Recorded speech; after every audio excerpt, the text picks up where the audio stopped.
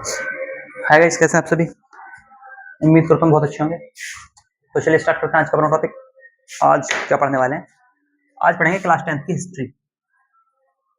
Class 10th की history मतलब इतिहास। चैप्टर होगा पहला, क्या नाम है, यूरोप में राष्ट्रवाद का उदय।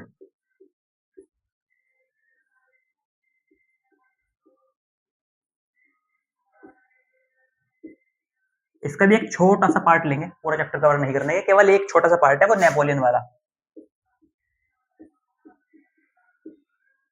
नेपोलियन बोनापार्ट वाला। ये कौन थे, इन्होंने कब राज करा, कहाँ के थे, इनकी वाइफ कौन थी, कब मरे, इनके सुधार क्या थे। ठीक है, मेनली क्या टॉपिक रहेगा, सुधार। इनके सुधार क्या थे। ठीक है, तो 10-15 मिनट की कोई वीडियो बनेगी। ठीक है, एक बार देख लें, स्टार्ट करते हैं।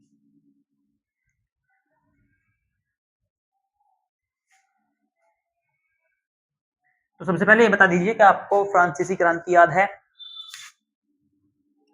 जो फ्रांस में क्रांति हुई थी वो कब हुई थी, जल्दी से बताओ। फ्रांसीसी क्रांति हुई थी कब? 1789। ठीक है, 14 जुलाई 1789। ये थी फ्रेंच रिवॉल्यूशन। फ्रेंच रिवॉल्यूशन कब हुई? 1789। आप कह रहे हो ये 9th क्लास का पहला चैप्टर का सिस्टम है, यहाँ क्यों ला रहे हो? क्योंकि ये उसी से रिलेटेड है। ये उसी से रिलेटेड है। क्यों? क्योंकि जो हमारे नेपोलियन भाई साहब थे, नेपोलियन, इनका पूरा नाम नेपोलियन दी बोनापार्ट। नेपोलियन दी बोनापार्ट। ठीक है, इनका जन्म कब हुआ? इन साहब का जन्म होता 15 अगस्त 1769। 15 ऑफ अगस्त 1769 मतलब कि 15 अगस्त 1769 में। अच्छा, लड़ाई कितने टाइम बाद होगी क्रांति वाली? 20 साल बाद।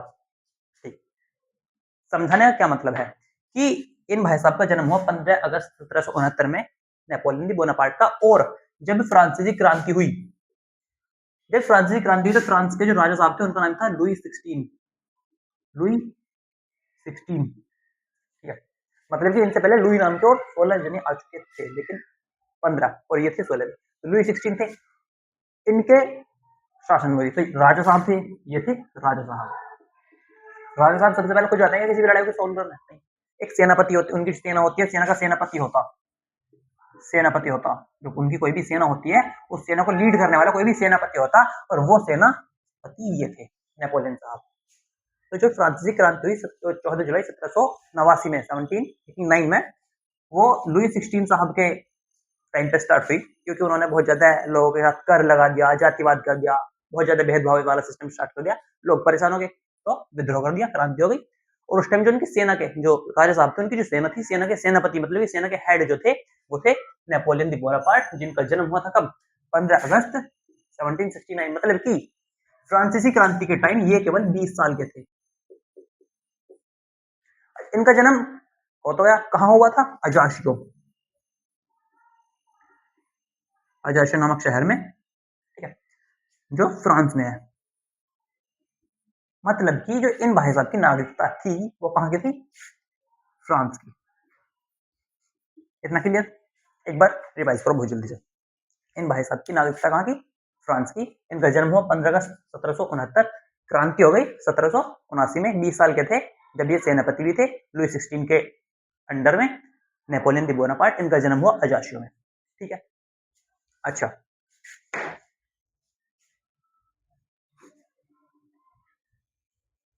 जब क्रांति हो गई 1789 वाली, ये फ्रांसीसी क्रांति हो गई, उसके बाद तो लुई 16 साहब को फांसी पर लटका दिया गया था।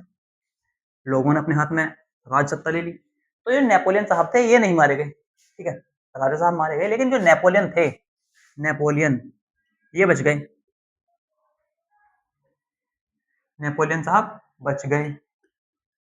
तो हुआ क्या? इन्होंने अपना राजनीतिक दिमाग स्टार्ट करा, क्योंकि राजा के साथ तो ये रहते थे, राजनीति पूरी आती थी। इन्होंने दिमाग स्टार्ट करा अपना, राजनीति वाला पूरा फौदी दिमाग चलाया। और क्या काम करा कि एकदम नहीं, तो लोगों के साथ पहले मिलजुल गए। पहले लोगों के साथ मिले जुले, फिर उनके साथ उठना बैठना बहुत अच्छे तरीके से, यारी दोस्ती टाइप। और फिर उनके बीच में अपना एक स्थापित जो अपना प्रभुत्व होता है उसे स्थापित करके कहते हैं कि हमें राजा बना दो, हम आपकी सारी डिमांड पूरी करेंगे। मतलब कि उन्हीं के ऐसा राजा बनना चाहते थे कि लोग ही चुन लें इन्हें, क्योंकि जब लोग ही चुनेंगे तो लोग फिर इनके जो विरोध है कोई तो क्रांति करने से रहे। तो इन्हें लोगों ने चुना कब, मतलब कि ये सम्राट बने, ये बनते हैं सम्राट कब, 1804 में। ये भाई साहब बन गए फ्रांस के सम्राट 1804 में। कब तक रहे, 1814 में। ठीक है, ये 18 मई और ये थी 6 अप्रैल। राजा साहब खत्म हो चुके लुई 16 वाले। 1789 वाली क्रांति के बाद ये भाई साहब ने अपना राजनीति वाला खुफिया दिमाग चलाया और 1804 में फ्रांस के सम्राट बन गए, गद्दी पर बैठ गए। कब तक रहे, 1814 तक। इन्होंने बहुत सारे युद्ध लड़े, बहुत सारे युद्ध लड़े, लेकिन इन्होंने लगभग 12-13 युद्ध लड़े, बहुत अच्छे तरीके से, महान शासक थे, महान योद्धा थे। लेकिन इन्होंने 1815 में फ्रांस जो रूस है, रूस के साथ युद्ध स्टार्ट कर दिया। 1815 में रूस को छोड़ दिया। चलते फिरते कुछ नहीं मिल रहा करने को, चल रहे हैं, घूम रहे फिर रहे, कुछ नहीं मिल रहा करने को, रूस को छेड़ दिया। रूस पहले से बहुत अपने आप में बहुत बड़ी ताकत है। 1815 में रूस छेड़ दिया, हो क्या, पिटाई हो जाएगी बहुत तगड़ी वाली। सफल शासक थे, इसे 14 हटा के 15 कर लो, क्योंकि अगर 14 तक ही रहेंगे तो 15 में लड़ाई करने जाएंगे। तो 1804 से 1815, 1815 में उन्होंने रूस से लड़ाई कर ली और वहां हारे। इनकी ये लास्ट लड़ाई थी, क्योंकि ये जो हार हुई ये हुई वाटरलू वाली। वाटरलू वाला युद्ध था ये, जो आपने सुना भी होगा, जो रूस के खिलाफ था 1815 में। वाटरलू वाला रूस में ही था, ठीक है, रूस में जहां भी था, फ्रांस में शायद, ठीक है। तो ये भाई साहब वहां लड़े और हारे, लड़े और हारे वाटरलू वाले में। होता क्या है, ये भाई साहब हार गए, नेपोलियन भाई साहब हार गए। लेकिन जब ये हार गए तो जो ये फ्रांस के योद्धा थे इन्होंने मारे नहीं, क्या काम करा, 6 साल तक बंदी बना कर रखे अपने एक द्वीप पे, ठीक है, सेंट हेलेना। सेंट हेलेना नामक एक द्वीप पे बंदी बनाकर रखे, कौन, नेपोलियन साहब बंदी बनाकर रखे। और 1815 से 6 साल, मतलब कि 1821 में क्या होती है इनकी मृत्यु। समझ में आया यहाँ तक, जन्म से मृत्यु तक का एक छोटा सा वर्णन करा। अभी क्या बचा हुआ है, देख लेना एक बार, देख लो। कुछ नेपोलियन भाई साहब में बच गए थे, वो जो 1789 वाली क्रांति हुई। फिर ये सम्राट बनते हैं 18 मई 1804 को। कब तक, 6 अप्रैल 1815 तक। 1815 तक इन्होंने बहुत सारी लड़ाई करी और ज्यादातर सभी में जीते। लेकिन एक रूस के खिलाफ इन्होंने एक लड़ाई स्टार्ट कर दी, जो वाटरलू वाला युद्ध कहलाता, वहां पे ये हारे, वहां पे ये हारे। और इन्हें फिर जो हारने के बाद डायरेक्ट नहीं मार दिया गया, 6 साल तक बंदी बनाकर रखा। बंदी कहां बनाकर रखा, उनका एक जो रूस वालों का एक द्वीप है, सेंट हेलेना द्वीप, जहां पे 6 साल तक बंदी बनाकर रखा। 1815 से 6 साल, मतलब कि 1821, और वहां ये मर चुके, वहां इनकी हुई मृत्यु। जल्दी से रिवाइज कर लिया। अब हम करते हैं इनके सुधारों की बात, अब हम करेंगे इनके सुधारों की बात। वही चीज बची हुई है। जब ये भाई साहब राजा बने, फिर लोग ऐसे तो बना देंगे, चलो भाई साहब राजा बन जाओ। लोगों की हर किसी से एक उम्मीद होती है, लोगों की। अच्छा थोड़ी सॉरी, थोड़ा नीचे लिख दे क्या, अभी समझाऊंगा, आगे लिख दूंगा। लोगों की राजा से एक उम्मीद होती है, क्या उम्मीद, ये उम्मीद तो कभी खत्म होती नहीं। कोई भी राजा बनता तो हर आदमी ने जिसे अपना राजा बना दिया, ठीक है, कोई भी आदमी जिसने अपना कोई राजा चुन दिया, उसकी कोई उम्मीद होती है, ठीक है। वही उम्मीद नेपोलियन साहब से भी होगी, लोकल जो लोग थे उनकी। तो इसीलिए जो ये भाई साहब 1804 में जब राजा बनते, 1804 में क्या हुआ, ये भाई साहब बनते राजा, सम्राट बन गए। 1804 में सम्राट की पदवी संभाल ली, पदवी। अच्छा, फिर क्या होता, इन्होंने एक संहिता बनाई 1804 में। संहिता, ये है वो संहिता, मेन जड़, जिसे नागरिक संहिता भी बोल देते हैं, नागरिक संहिता। इसे नेपोलियन संहिता भी बोल देते हैं।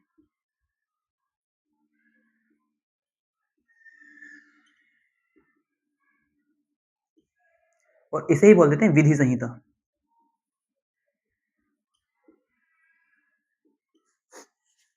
क्या चल रहा है संहिता वाला सिस्टम समझा देता हूँ अभी।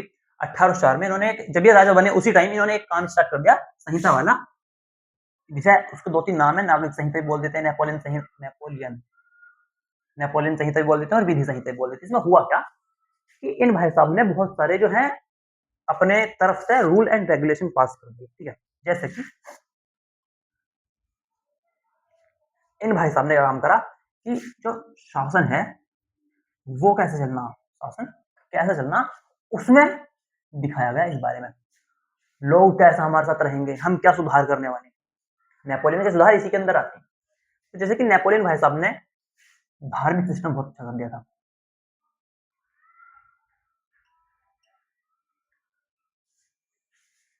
ये विधि संहिता है ना, इसमें था सभी के लिए कोई कानून, जो उनका पूरा राज्य क्षेत्र था उसी के लिए कोई पूरा कानून बना दिया जो सभी लोग मानेंगे। तो उसमें एक जैसे कि धार्मिक संहिता वाला सिस्टम है, धार्मिक सिस्टम, इसमें जो सभी लोग थे ना फ्रांस के, वो अपने धर्म को लेकर सब चिड़चिड़े बने हुए कि तेरा धर्म बुरा हमारा अच्छा, इसका धर्म बुरा हमारा अच्छा। तो वो वाला सिस्टम इन्होंने खत्म करा। चर्च सिस्टम स्टार्ट था पहले भी, लेकिन अब भाई वही है, उसे ही मान लो प्यार मोहब्बत में, ठीक है। मतलब कि जो एक काइंड ऑफ बदतमीजी चेक कर रहे हैं ना सब कि हमारा ये, हमारा वो, हमारा ये, इसका नहीं, उसका नहीं, सब अब इसे मानेंगे, ठीक है। इन्होंने प्रशासनिक केंद्रीकरण करा, सेंट्रलाइजेशन, केंद्रीकरण मतलब ये नहीं है जैसे हमारे देश में क्या है, एक केंद्र है, एक केंद्र है, एग्जाम्पल चल रहा उस समझ जोड़ना भी, केवल मैं जो एग्जाम्पल समझा रहा हूँ समझ लो। एक केंद्र है, केंद्र के चारों साइड राज्य दिख रहे हैं, केंद्र को भी ताकत है, और फिर जो ये छोटे छोटे राज्य हैं इनको ताकत है, ठीक है। सबसे ज्यादा ताकत केंद्र के पास, फिर केंद्र से इन्हें ताकत मिलती है। और जो संविधान होता, संविधान भाई साहब हमारे इसे भी ताकत देते डायरेक्टली और इसे भी ताकत देते। आपको कुछ भी अधिकार क्षेत्र है ये संविधान भी देगा। देखो केंद्र जो केंद्र सरकार है उसे उसके जो नियम कायदे कानून की जो है जो अधिकार क्षेत्र है वो संविधान देता। अच्छा केंद्र सरकार किसे देती है, राज्यों को, कि तुम ये कर लेना, लेकिन राज्यों को संविधान भी देता, ठीक है। और क्या है, इनके साथ साथ ये केंद्रीय होगी, ये होगी राज्य सरकार, और राज्य सरकार के भी चारों साइड छोटी छोटी बॉडी बनी होती है, वो होती है जो होती है स्थानीय बॉडी, ठीक है, स्थानीय बॉडी जो लोकल गवर्नमेंट होती है।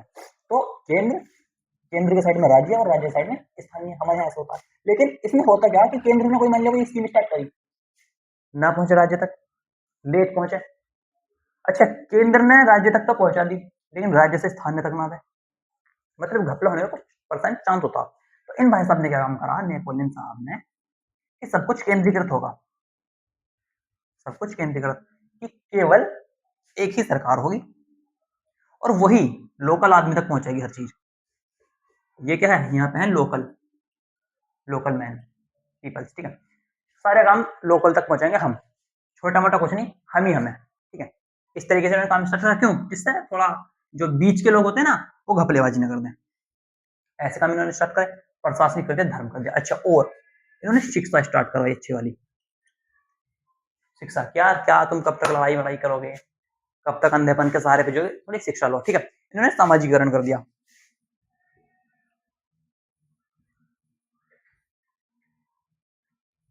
सामाजिकरण, लड़ाई पिटाई मत करो, दंगे मत करो।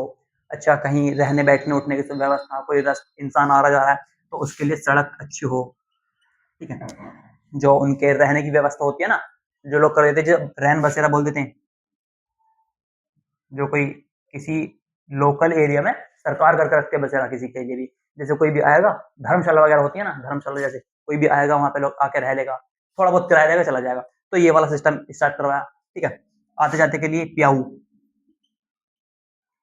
कुएं वाला सिस्टम, भी कोई भी आ रहा तो भाई पानी पी ले कम से कम रुक के, ठीक। जो मतलब कि राहगीर, ये सब सिस्टम है राहगीर के लिए जो परेशान ना हो, सुधार ही चल रहे हैं, ठीक है। संहिता के अंतर ही है। तो जब नेपोलियन संहिता की बात होती है ना तो सुधार चल पड़ते हैं उसके एकदम, शिक्षा हुई। अच्छा इन्होंने एक और काम करा, किसान भाई साहब के साथी बन गए, किसान के साथी बन गए किस तरीके से, कर मुक्त करके, कर मुक्त करके। नेपोलियन भाई साहब ने किसानों को लेकर और जागीरदारों को लेकर, जितने भी कर लगाए जाते थे वो सब खत्म कर दिए, जितने भी कर चलते थे वो सब खत्म कर दिए, लड़ाई बदतमीजी सब खत्म करवा दी। तो नेपोलियन जो ये नागरिक संहिता है, नेपोलियन संहिता, विधि संहिता मतलब ये कानूनों की संहिता बनाई गई जिसमें धार्मिक सिस्टम अच्छा करा दिया, प्रशासनिक अच्छा होगा, शिक्षा अच्छी होगी और सामाजिकरण अच्छा होगा, ठीक है। किसान के साथी बने कैसे कर मुक्त करके, और एक पॉइंट छोटा सा इन्होंने कहाँ लिखूं, यहाँ लिख देता हूँ।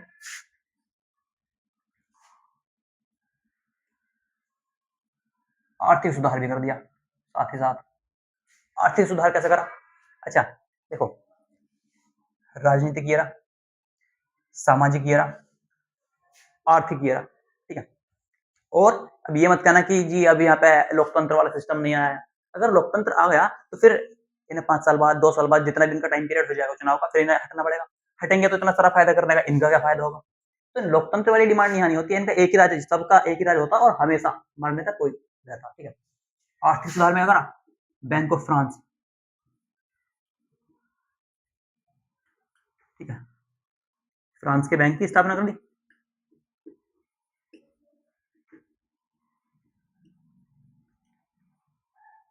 फ्रांस के बैंक की स्थापना करी, क्यों करी? जिससे जिससे लोगों को भी लोन लेना पड़ेगा, अपना रुपया जमा करो, फिर सरकार उसे यूज कर सकती है, फिर तुम उसके बदले ब्याज भी मिलेगा जब भी आपको जरूरत पड़ेगी, ठीक है। तो बैंक का काम आप जानते हैं। और एक मिनट, हो सकता है आप लोकतंत्र वाला सिस्टम ना समझो मैं क्या कह रहा हूँ। मान लिया आप कह रहे हो कि भैया यहाँ पे लोकतंत्र क्यों नहीं, लोकतंत्र जब इन्होंने इतना सब कुछ कर दिया तो लोकतंत्र क्यों नहीं स्टार्ट करा? और सब लोकतंत्र में क्या होता, लोकतंत्र में क्या होता कि जो वोटिंग वाला सिस्टम सब कुछ होता, लेकिन मैं वही बता रहा हूँ कि वोटिंग वाला सिस्टम जो होता कि चुनाव हो जाएगा, चुनाव जितना भी टाइम पीरियड है 5 साल 6 साल 10 साल, अमूमन 5 साल रहता हमारे यहाँ पे। तो अगर 5 साल बाद इनका भी चुनाव होगा तो गारंटी तो है नहीं अगले 5 साल बाद फिर ये आ जाएंगे, हट सकते हैं। गारंटी तो है नहीं कि ये आएंगे, तो हट भी सकते हैं अगर कोई दूसरा प्रत्याशी खड़ा हो गया तो प्रधान पद का उम्मीदवार कोई और भी हो जाएगा। लेकिन होता क्या है कि ये भाई साहब ऐसा करते नहीं है, यहाँ पे केवल राजा ही रहेगा, केवल राजा ही सब कुछ है, वो लोकतंत्र नहीं चलने देगा। यहाँ चलेगा राजतंत्र, राजा का चलता राजतंत्र। राजा साहब ने जैसे कह दी वैसे ही ठीक है, वो अच्छा करें बुरा करें, ये कुछ शर्तों पे बने होंगे तो इन्होंने अच्छा कर दिया। एक और काम इन्होंने करा, सब कुछ देख लो, वीडियो बैक करके नोट करते हैं ना, मैं अगर नोट करने का भी टाइम दूंगा तो यही 15 मिनट की वीडियो 15 घंटे की बन जाएगी, ठीक। तो केवल समझा रहा हूँ, नोट कर लेना, एक बार रोक के दो सब कुछ लिख लो, उसके बाद फिर 5 मिनट बाद रोक के फिर सब कुछ लिख लो। इन्होंने एक जन्म सिद्ध अधिकार वाला सिस्टम भी खत्म कर दिया, तो जन्म आधारित अधिकार,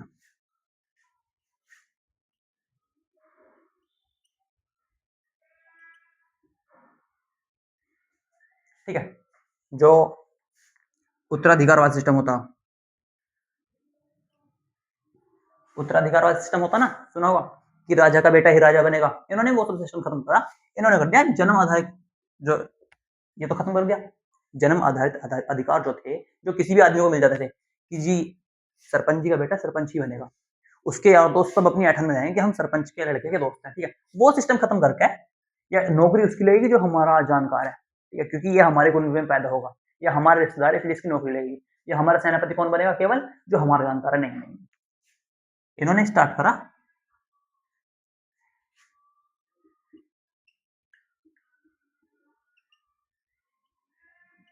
योग्यता आधारित सिद्धांत। अगर आप योग्य हो तो आओ और जो हमारे पास काम है उसे ले जाओ, ठीक है। मैंने सेनापति वाला काम बताया। अगर मान लो कोई उत्तराधिकारी कोई बनाना होता और उसे नहीं है वो मर्जी बनने का, तो एक तो उसके साथ नाइंसाफी होगी कि यार मैं उत्तराधिकारी हूं इनका तो मुझे बनना जरूरी है। सब लोग इज्जत जरूर देंगे, लेकिन क्या मर्जी उस इंसान की नहीं बनना हो। अच्छा, कोई उससे ज्यादा लायक था उस सोसाइटी में, उस एरिया में कोई उससे ज्यादा लायक था जो सेनापति बनने लायक, लेकिन क्यों नहीं बना? क्योंकि वो नेपोलियन भाई साहब के कुनबे का नहीं है, खानदान का नहीं है, उस एरिया का नहीं है, उनकी जान पहचान का नहीं है, इसलिए तो उन्होंने ये सिस्टम खत्म करके, जन्म आधारित अधिकार सिस्टम खत्म करके इन्होंने क्या काम कर दिया, योग्यता आधारित, योग्यता करो। तो ये जो संहिता वाला सिस्टम है ना, यही है नेपोलियन का सुधार। बाकी आपके सामने है उन भाई साहब की मृत्यु तक, और इनकी वाइफ, जो नेपोलियन भाई साहब की वाइफ थी उनका नाम था Mary Louis, Mary Louis. I hope आपको वीडियो पसंद आई हो, ठीक है। पसंद आई हो तो लाइक करना, कमेंट कर देना अगर कोई भी दिक्कत हो। चलते, टाटा बाय बाय।